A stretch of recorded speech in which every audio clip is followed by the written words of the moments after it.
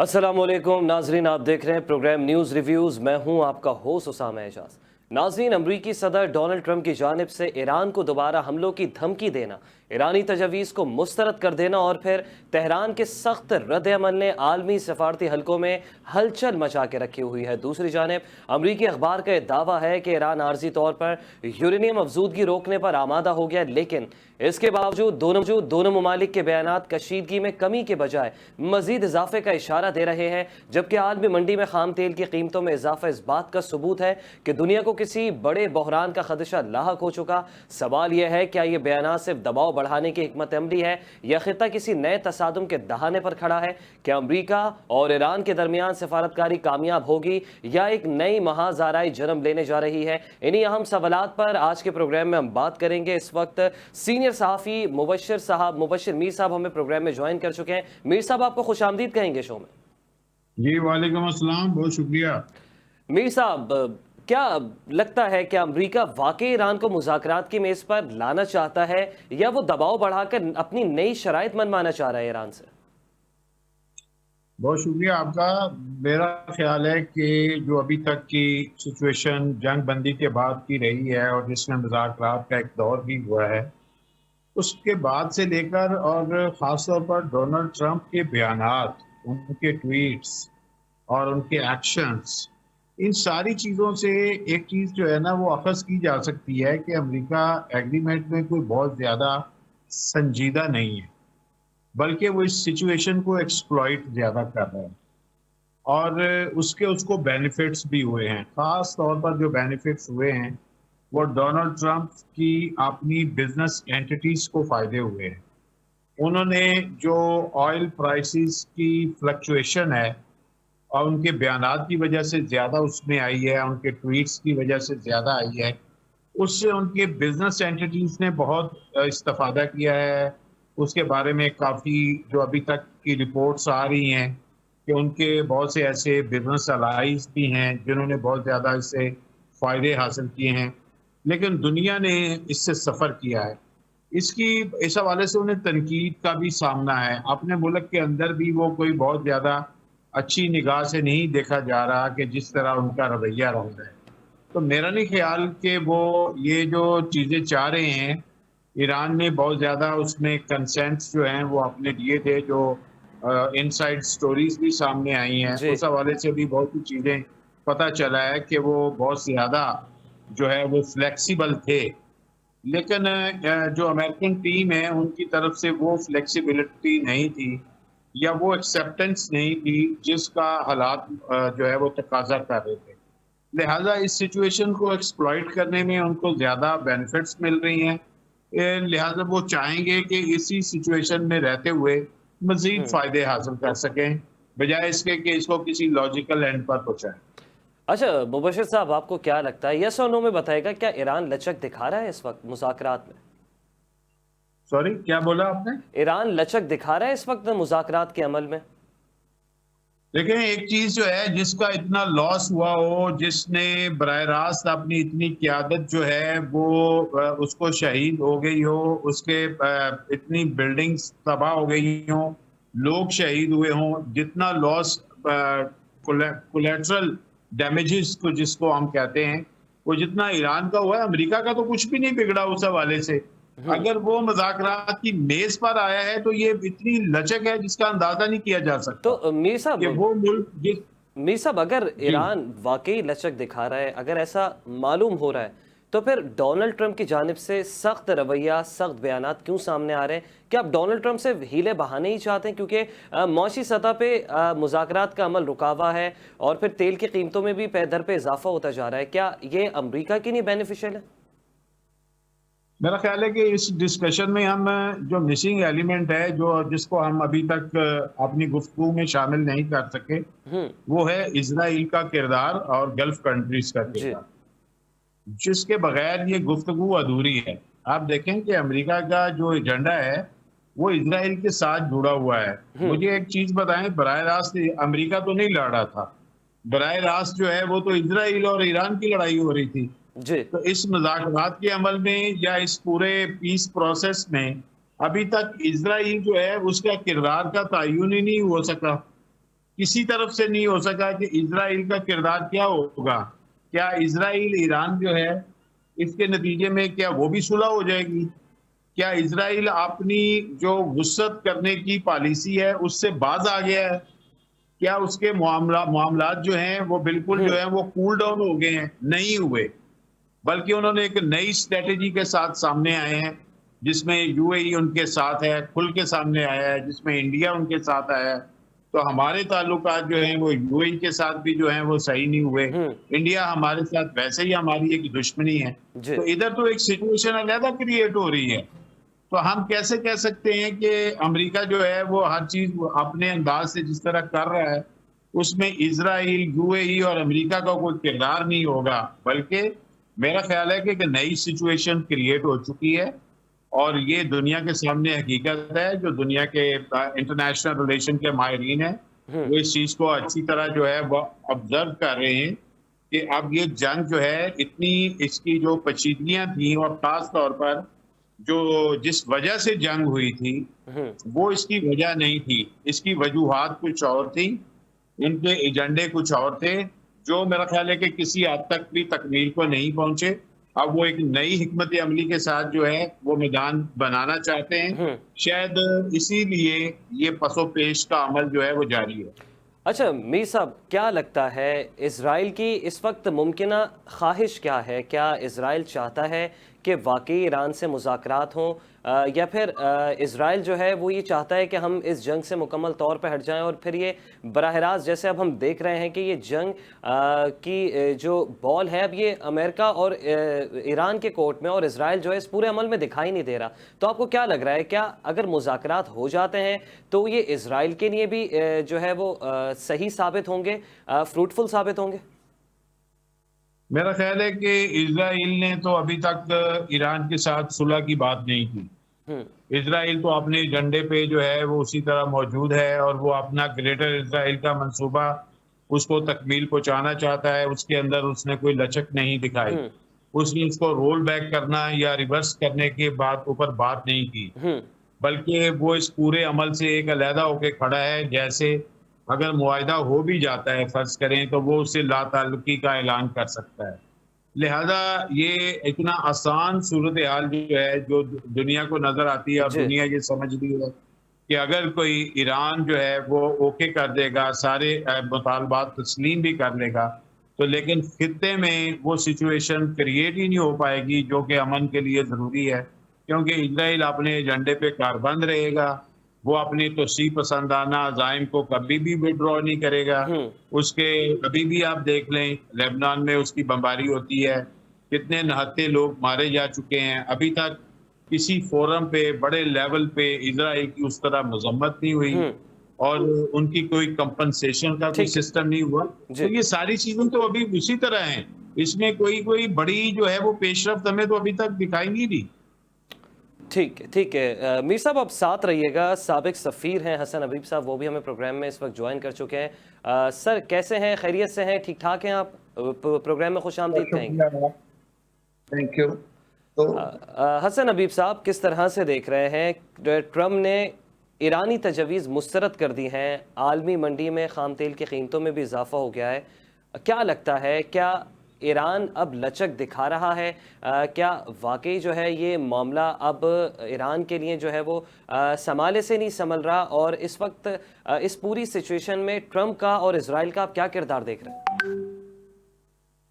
دیکھیے، سب سے پہلے تو یہ ہے کہ میں سن رہا تھا میر صاحب کو، اسرائیل تو پارٹی نہیں ہے اس میں، اور اسرائیل کی طرف سے کوئی گارنٹی بھی نہیں ہے کہ جو پیس ایگریمنٹ سائن ہوگا ایران یو ایس کا اس کو وہ فالو کرے گا. لبنان میں تھوڑے سے اسرائیل کے حالات خراب ہوئے ہیں، حزب اللہ نے ریزسٹنس دی ہے تو شاید اس طرف سے وہ سافٹ ہے. لیکن جہاں تک ایرانین کنڈیشنز کا تعلق ہے، ایران اپنی کنڈیشنز کو اگر چینج کرے گا تو ان کے لیے بہت سیریس مسائل ہو جائیں گے انٹرنلی. دیکھیے، ایران ابھی تک جب تک ریزسٹنس میں ہے، ایران کے عوام اس کے ساتھ کھڑے ہوئے ہیں. جیسے ہی ایران پیس کی طرف جائے گا تو ایران کا ٹیسٹ شروع ہو جائے گا. ٹیسٹ یہ ہوگا کہ وہ اس کو ڈیولپمنٹ کرنی ہے, پیسہ کہاں سے آئے گا, پیسہ اس کو ڈی فریز چاہیے, اس کو ٹیکنالوجی چاہیے ہوگا تو سینکشنز اٹھنے چاہیے, اس کو گارنٹی چاہیے کہ اگلے سال پھر جنگ نہیں نافذ ہو جائے گی. دیکھیں نا, پچھلے سال جون میں اٹیک ہوئے, اس دفعہ اس سے پہلے آ گئے, 8 مہینے 9 مہینے بعد آ گئے. تو اگر اگلے سال پھر جنوری میں اٹیک آ جاتے ہیں تو ایران کدھر کھڑا ہوگا؟ یہ دیکھتے ہوئے ایران کی جو کنڈیشنز ہیں وہ کافی ریئلسٹک ہیں. ایران کو انفیکٹ وار کمپنسیشن بھی چاہیے, جس کو ڈیمانڈ کر رہے ہیں, اور آئی آر میں بالکل کوئی ایسی ان کی غلط وہ نہیں ہے ڈیمانڈ. عراق کو سے آخر کویت کو پیسے امریکہ ہی نہیں دلوائے تھے نا, وار ریپریشن $62 بلین. تو ان کا تو نقصان ایران کا بہت زیادہ ہے. یہ تو $100 بلین سے اوپر کی ڈیمانڈ ہوگی ان کی, تو کہاں سے آئے گی؟ مجھے ذاتی طور پہ لگتا یہ ہے کہ شاید امریکہ خاموشی سے ایران کو اجازت دے دے گا کہ آپ ہر بیرل پہ $1 لے لیجئے اور اپنا نقصان دور کر دیں. تو ایران کی جو کنڈیشن ہے کافی ریئلسٹک ہیں, اور ایران شاید ان سے بیک آؤٹ نہ کرے. صرف نیوکلیئر ایک ایسی ڈیمانڈ ہے امریکہ کی. تو حسن حبیب صاحب, اس وقت امریکی اخبارات بھی جو ہے دعویٰ کر رہے ہیں کہ ایران نے یورینیم افزودگی عارضی طور پر روکنے پر آمادگی ظاہر کر دی ہے. کیا لگتا ہے کہ اس بات میں صداقت ہے؟ اور یہ یورینیم افزودگی عارضی طور پر یہ جو روکنے کی آمادگی ہے, یہ کتنی سنجیدہ پیش رفت سمجھ رہے ہیں آپ؟ دیکھیے, ایران جو ہے وہ مجبوراً افزودگی پہ گیا تھا. جے سی پی او اے جب تک تھا ایران نے اس کو ریلیجسلی فالو کیا تھا. جب پریزیڈنٹ صاحب نے اس کو ابینڈن کر دیا, اس کے بعد بھی ایران خاموشی سے بیٹھا رہا, اور پھر مجبوراً ایران نے اس کو سینٹریفیوجز یوز کر کے 60 تک پہنچایا. مجھے نہیں لگتا کہ ایران بم بنانے میں انٹرسٹڈ ہے, یا 60 سے 95% لے جانا چاہتا ہے ویپن گریڈ کے لیے. تو ایران بالکل افزودگی پہ ایگری کر سکتا ہے. تو سر, اگر افزودگی پہ آمادگی کا اظہار کر رہا ہے, ایگری ہے ایران, تو پھر ڈونلڈ ٹرمپ کی جانب سے بار بار سخت بیانات کیوں سامنے آ جاتے ہیں؟ کیا ڈونلڈ ٹرمپ ہی نہیں چاہتے کہ مذاکرات کا عمل آگے بڑھے؟ میرا خیال میں ڈونلڈ ٹرمپ صاحب تو چاہتے ہیں. ان کے جو دیرینہ دوست ہیں نیتن یاہو صاحب, اور جو ان کے ہاتھ میں ایک ہتھیار ہے ایپسٹین فائل, وہ دیکھتے ہوئے لگتا ہے کہ نیتن یاہو صاحب آسانی سے ڈونلڈ ٹرمپ کو ایگریمنٹ کرنے دیں گے, کیونکہ اگر انہوں نے ایگریمنٹ کیا اور ادھر سے ایپسٹین فائلز ریلیز ہو گئیں تو ڈونلڈ ٹرمپ کا امپیچمنٹ اس دفعہ تو پکا ہی پکا.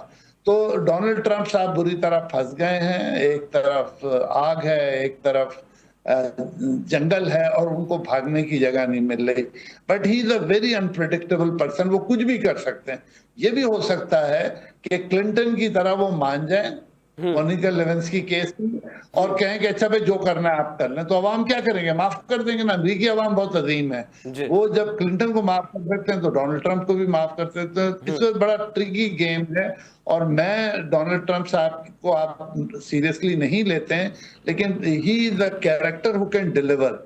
دیکھیے, اور کسی امریکی صدر میں ہمت نہیں تھی کہ کم جونگ ان سے بات کرے, اس کو اپنا دوست بتائے. ہر آدمی سے وہ تیار ہے بات کرنے کو. تو ڈونلڈ ٹرمپ میں کچھ کوالٹیز ایسی ہیں جس میں لگتا یہ ہے کہ شاید وہ اس معاملے کو حل کر لیں. ٹھیک ہے, ٹھیک ہے. حسن حبیب صاحب ہمارے ساتھ رہیے گا. میر صاحب آپ سن سکتے ہیں مجھے؟ جی جی. اچھا میر صاحب, یہ امریکہ اور ایران کے درمیان آپ کو لگتا ہے کہ اب جنگ کے امکانات مزید بڑھ رہے ہیں؟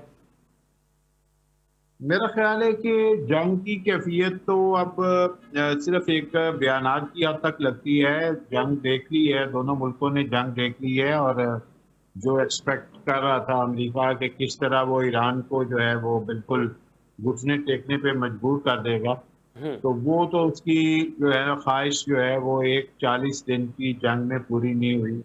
اور انہیں اندازہ ہو گیا کہ یہاں پہ جتنی بھی تباہی ہو جائے گی یا جو بھی ہوگا اس کا جواب بھی آئے گا. پلس یہ ہے کہ اس کا جواب جو ہے وہ ظاہر ہے امریکہ کے ملک میں تو نہیں جا رہا, لیکن امریکہ کے جو دوست کنٹریز ہیں یا جہاں پہ اس کی انسٹالیشنز ہیں, اس کا جواب اس پہ جاتا ہے, جو اس کو افورڈ نہیں کر سکتے, جس پہ وہ انہوں نے بہت زیادہ اپنا ریئیکشن بھی شو کیا ہے.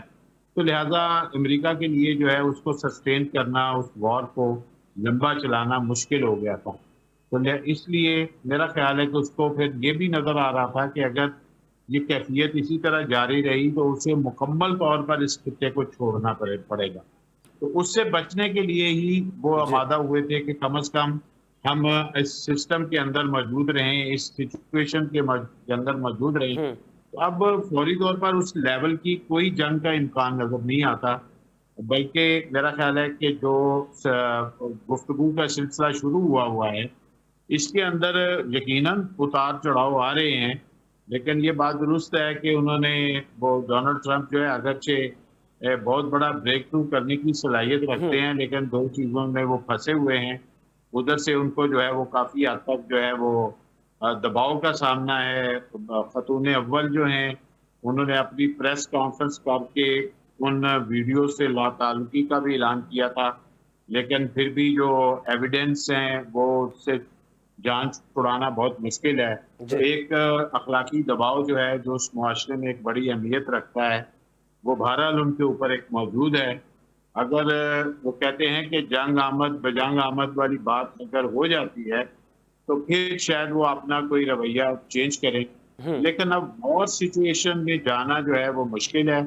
اور ان کے بہت سے جرنلز جو ہیں وہ بھی مزید وار کے حمایتی نہیں تھے. کافی لوگ جو ہیں ان کو ہٹایا بھی گیا تھا, کچھ ریزائنس بھی ہوئے تھے.